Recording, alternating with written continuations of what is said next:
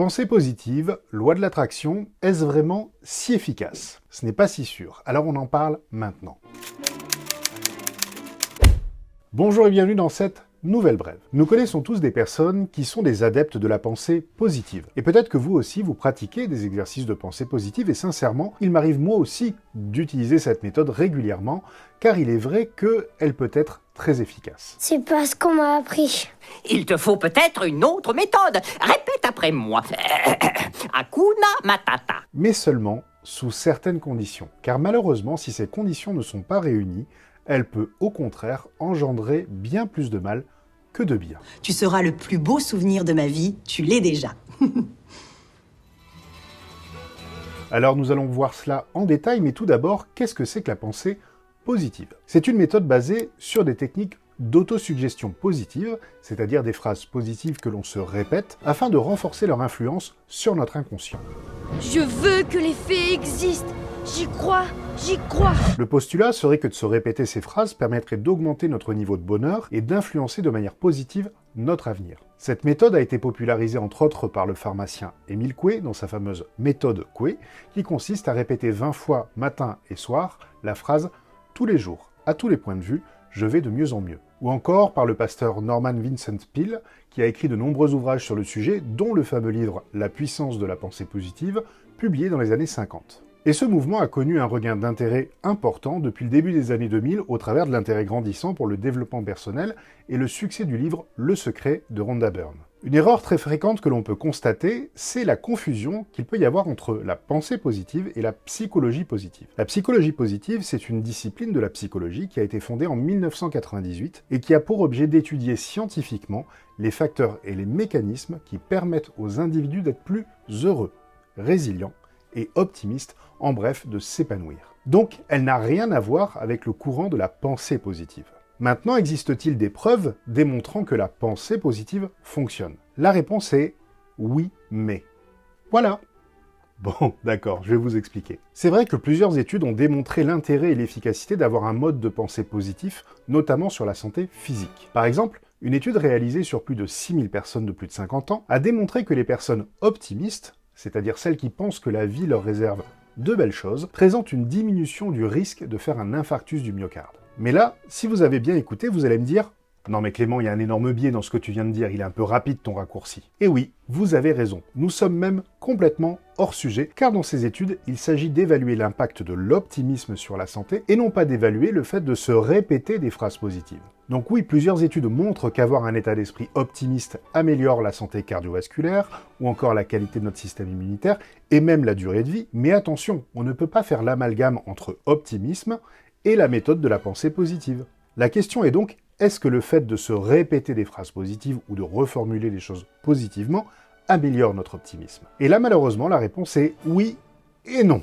Oui, mais est un des jeux les plus pratiqués sur cette planète. D'un côté, en faveur du oui, il y a par exemple une étude réalisée sur 44 étudiants de l'université de Caen qui devaient répéter quotidiennement des affirmations positives. Les résultats montrent une amélioration significative des troubles psychologiques sur l'ensemble du groupe, ainsi qu'une diminution significative de leur stress, de leur anxiété, et également une diminution des niveaux de dépression sur une durée d'une semaine. Alors oui, on est sur une étude à petite échelle, avec une très courte durée, mais les résultats sont assez encourageants. Mais d'un autre côté, on constate qu'il peut y avoir aussi des effets négatifs si ces affirmations positives sont mal utilisées. Par exemple, je rencontre énormément de personnes dans le monde du développement personnel qui disent pratiquer la pensée positive ou la loi d'attraction. Et qui va être heureux? Qui va être heureux? Qui va être heureux?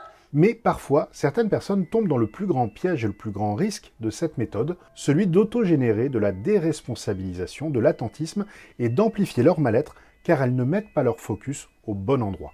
En effet, le fait de se dire que ça va bien se passer parce qu'elles se répètent des phrases positives et qu'elles visualisent ce qu'elles veulent attirer, les amène parfois à attendre passivement que quelque chose de positif se produise. Elles peuvent même aller jusqu'à cumuler des problèmes de plus en plus importants, de plus en plus graves, encaissés sans rien dire, parce qu'elles attendent la survenue d'une forme de miracle. Arrête tes conneries, on plaisante pas avec ça, c'est grave. Ce qui vient de se passer ici, c'est un vrai miracle. Pourtant, tout leur montre que soit elles ne pratiquent pas la bonne méthode, soit elles ne l'appliquent pas de la bonne manière. Et pourtant, elles continuent à s'enfoncer de plus en plus dans cette forme de passivité. Ce phénomène a d'ailleurs été soulevé dans un article de l'Université de Chicago qui montre que parfois les affirmations positives pourrait mener à des comportements irresponsables, notamment en matière de décision financière. Quand l'appétit va, tout va. Quand l'appétit va, tout va. Pourtant, le problème ici est évident et il n'a rien à voir avec le fait de se répéter des phrases positives. Le problème, c'est que ces personnes ne regardent pas au bon endroit. Elles ne mettent pas leur focus là où il faut dans leurs phrases, dans leurs répétitions. Pour illustrer cela, imaginons une personne, par exemple, qui tombe au fond d'un trou très profond et isolée de tout. Une fois le choc passé, elle fait le constat qu'elle est là, sans nourriture, sans eau et sans personne autour d'elle pour l'aider.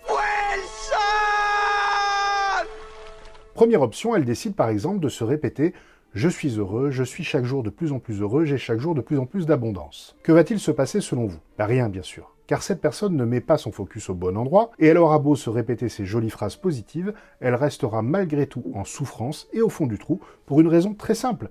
Elle sait inconsciemment qu'elle est en train de se mentir à elle-même.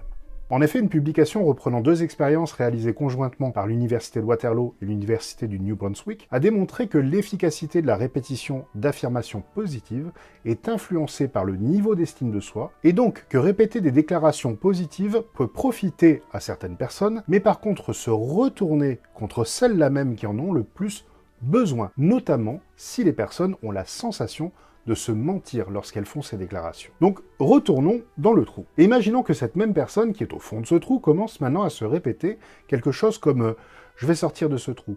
J'ai les capacités de trouver les solutions pour sortir de cette situation. Et coûte que coûte, je les trouverai. » Là, elle va très probablement commencer à améliorer son état d'esprit, se mettre à faire évoluer son niveau de perception, rentrer dans une recherche consciente et inconsciente de solutions, et augmenter son niveau d'optimisme malgré cette situation difficile. Donc, vous le voyez bien, le piège dans lequel nous pouvons tomber n'est pas le fait de faire des affirmations positives, mais plutôt vers quoi nous orientons ces affirmations positives. Donc voilà les amis, les affirmations positives peuvent être très efficaces et bénéfiques. Elles peuvent accélérer le processus de résilience et augmenter votre niveau d'optimisme et de confiance. Soyez simplement vigilants à être honnête envers vous-même et les utiliser de la bonne manière. Je vous dis donc à la semaine prochaine pour une nouvelle vidéo. À bientôt.